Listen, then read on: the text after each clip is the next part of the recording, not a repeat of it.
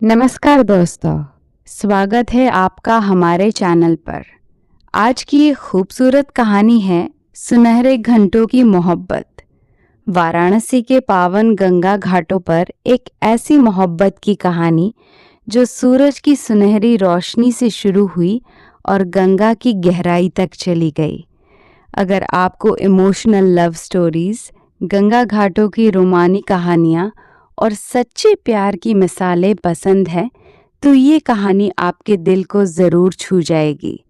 तो चलिए घाटों की इस सुनहरी रोशनी में डूबते हुए कहानी शुरू करते हैं। सूरज डूब रहा था और पूरा घाट सुनहरी रोशनी से नहाया हुआ था। अनन्या 5वीं सीढ़ी पर बैठी थी। उसके बाल हवा में लहरा रहे थे। कैमरा हाथ में था, लेकिन उसकी नज़र घाट की खूबसूरती पर नहीं बल्कि अपनी उदासी पर टिकी हुई थी। तभी रुद्र अपनी नाव गंगा मैया से उतरा। सफ़ेद कुर्ता पहने, गले में गंगा की माला। उसने अनन्या को देखा और कुछ पल ठहर गया, फिर धीरे से पास आया।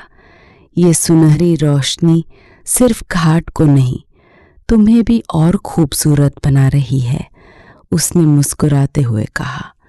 अनन्या ने सिर उठाया। उनकी आंखें मिली। एक लंबा गहरा पल, जैसे समय ठहर गया हो। अनन्या की गालों पर हल्की लाली छा गई।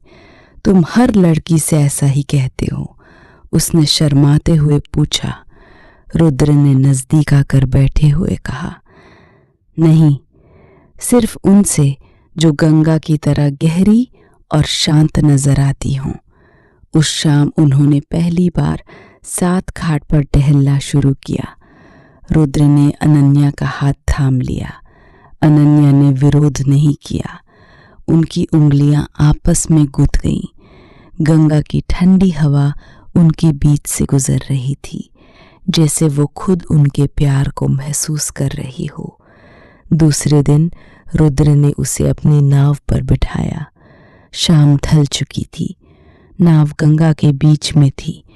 चारों तरफ सिर्फ पानी, चांदनी और शांति। रुद्र ने अनन्या के बालों में से एक लट को धीरे से पीछे किया और बोला, तुम्हारी आंखों में गंगा का रंग है, कभी शांत, कभी तूफानी। अनन्या ने शर्मा कर सिर झुका लिया। रुद्र ने उसके चेहरे को प्यार से ऊपर उठाया। उनकी नजरें फिर मिली। रुद्र ने धीरे से आगे झुककर अनन्या के माथे पर एक नरम, स्नेह भरा चुंबन दिया। अनन्या की आंखें बंद हो गईं। एक गर्माहट उनके दिलों में फैल गई। रुद्र, ये क्या हो रहा है हमारे बीच? अनन्या ने फुसफुसाते हुए पूछा। रुद्र ने मुस्कुराते हुए कहा, जो होना चाहिए था वो हो रहा है। गंगा खुद हमें एक दूसरे की तरफ खींच रही है। उस रात वे देर तक नाव में बैठे रहे। रुद्र ने अनन्या को अपने करीब खींचा। अनन्या ने सिर उसकी छाती पर रख दिया। रुद्र उसके बालों में प्यार से उंगलियां फिराता रहा। दोनों की सांसें एक लय में चल रही थी। मुझे डर लगता है, अनन्या ने धीरे से कहा। किस बात का? कि ये सब सपना ना हो जाए। रुद्र ने उसे और करीब लाकर गले लगाया और बोला, ये सपना नहीं है, ये गंगा का दिया हुआ वरदान है। मैं तुम्हारे साथ हर घाट पर, हर रोशनी में खड़ा रहूंगा। दिन बीतते गए और उनकी मोहब्बत धीरे धीरे गहरी होती गई। एक शाम अचानक बारिश शुरू हो गई। दोनों एक पुरानी मंदिर की ओट में छिप गए। बारिश की बूंदें गंगा पर गिर रही थी। रुद्र ने अनन्या को अपने करीब खींच लिया। पानी उनकी कमीजों को भिगो रहा था। रुद्र ने प्यार से कहा, तुम बारिश में भी बहुत खूबसूरत लग रही हो। अनन्या शर्मा गई। रुद्र ने उसके हाथों को अपने हाथों में ले लिया। दोनों एक दूसरे के बहुत करीब थे। उनकी नजरें मिली और दिलों में एक मीठा तूफान उठा। रुद्र ने अनन्या के माथे पर फिर से स्नेह भरा चुंबन दिया। अनन्या ने आंखें बंद कर ली और रुद्र की छाती से लिपट गई। बारिश की आवाज के बीच सिर्फ उनके दिलों की धड़कनें सुनाई दे रही थीं। रुद्र ने उसके कान में धीरे से कहा, मैं तुम्हें हर घाट पर, हर रोशनी में, हर बारिश में चाहता हूँ। तुम मेरी गंगा हो। अनन्या की आंखों में खुशी के आंसू थे। मैं भी, बहुत ज्यादा। फिर ड्रामा शुरू हुआ। अनन्या के पिता दिल्ली से आ गए। उन्होंने रुद्र को घाट पर बुलाकर कहा, तुम एक साधारण नाविक हो, मेरी बेटी के लिए ये रिश्ता मंजूर नहीं। रुद्र शांत रहा, लेकिन उसकी आंखों में दृढ़ता थी। शाम को जब अनन्या रो रही थी, रुद्र उसे अपनी नाव में ले गया। उसने अनन्या को गले लगाया और उसके आंसू पोंछे। रो मत, उसने प्यार से कहा, गंगा सब कुछ संभाल लेगी, मैं तुम्हें कभी दुख नहीं दूंगा। अनन्या ने उसकी छाती में सिर छिपा लिया। दोनों एक दूसरे से बहुत करीब थे। रुद्र ने उसके माथे पर स्नेह से चुंबन किया। उस पल में उनके दिलों ने एक दूसरे से वादा किया, चाहे जो भी हो साथ निभाएंगे। आखिरकार मणिकर्णिका घाट पर वो सुनहरा पल आया। सुबह का सुनहरा घंटा। अनन्या के पिता भी वहां मौजूद थे। रुद्र ने अनन्या का हाथ थामा और पिता से कहा, साहब, मैं आपकी बेटी को सिर्फ प्यार नहीं, पूरा सम्मान और साथ दूंगा। गंगा गवाह है। पिता ने दोनों की आंखों में वो सच्चाई देखी जो झूठ नहीं बोल सकती। उन्होंने आह भरकर कहा, ठीक है, लेकिन वादा करो कि कभी दुख नहीं दोगे। रुद्र ने मुस्कुराते हुए कहा, वादा है। उस शाम घाट पर आरती शुरू हुई। दिए जल रहे थे। गंगा में सैकड़ों रोशनी तैर रही थी।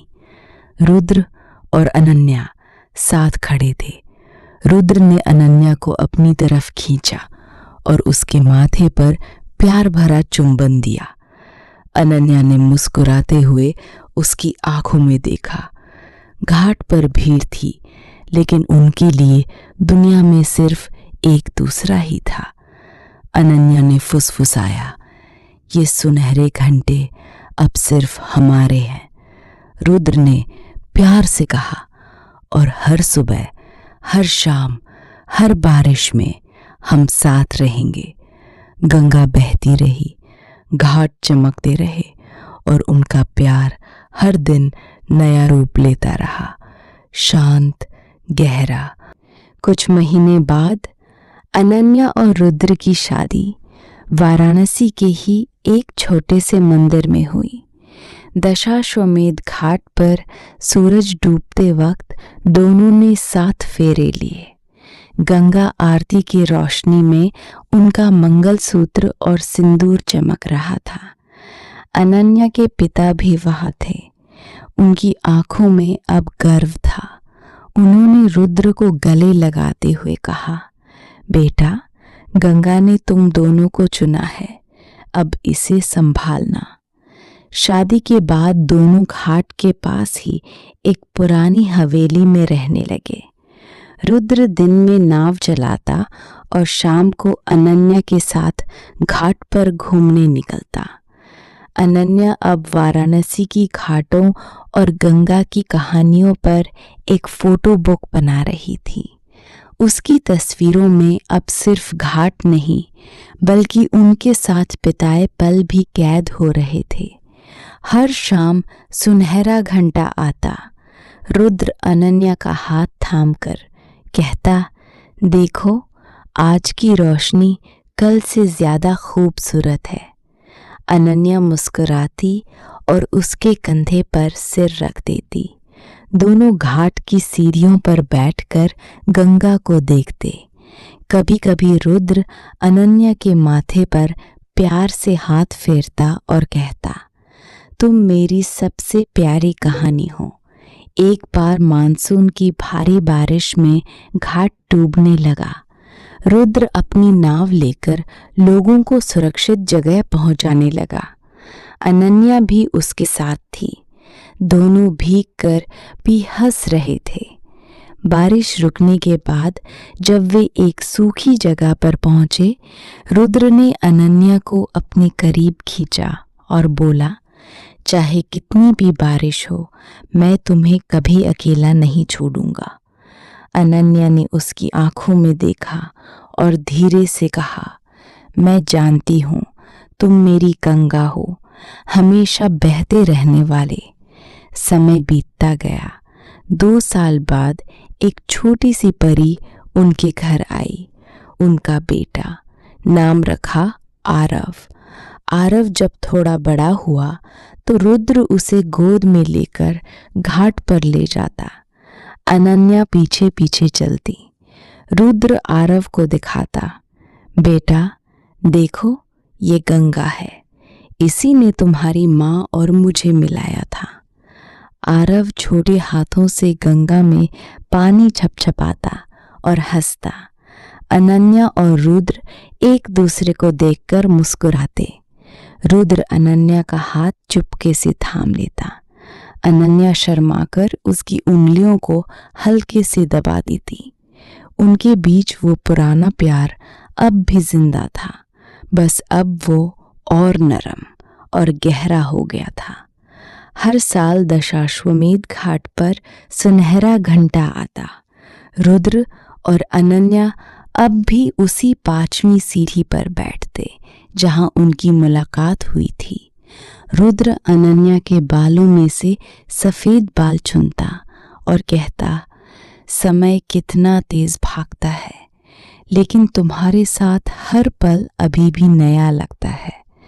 अनन्या उसकी आंखों में देखकर जवाब देती, क्योंकि हमारा प्यार गंगा जैसा है, कभी रुकता नहीं, सिर्फ बहता रहता है। और गंगा अभी भी बहती है, घाट अभी भी चमकते हैं, और उनका प्यार हर सुनहरे घंटे में नया रूप लेता रहता है, शांत, गहरा, पवित्र और हमेशा के लिए। कैसी लगी आपको ये कहानी? क्या आपको सबसे ज़्यादा कौन सा पल पसंद आया? क्या आप भी मानते हैं कि सच्चा प्यार गंगा की तरह गहरा और शांत होता है? अपनी राय कमेंट में ज़रूर बताएं। सच्चे दिल से लिखा हुआ एक भी कमेंट मुझे बहुत खुशी देता है। आप लोग कमेंट नहीं करते हो, इसलिए मुझे बहुत दुख होता है। प्लीज़ आज एक बार कमेंट करके ज़रूर बताएं कि कहानी आपको कैसी लगी। आपका एक कमेंट हमें और बेहतर कहानियाँ बनाने में बहुत मदद करता है। अगर कहानी दिल को छू गई हो तो वीडियो को लाइक ज़रूर करें। चैनल पर नए हैं तो सब्सक्राइब कर लें और बेल आइकन को भी दबा दें, ताकि ऐसी ही खूबसूरत कहानियाँ आप तक सबसे पहले पहुँच सकें। मिलते हैं अगली कहानी में। तब तक अपना ख्याल रखें। गंगा की तरह शांत और प्यार भरा जीवन जिएं। जय गंगे, धन्यवाद।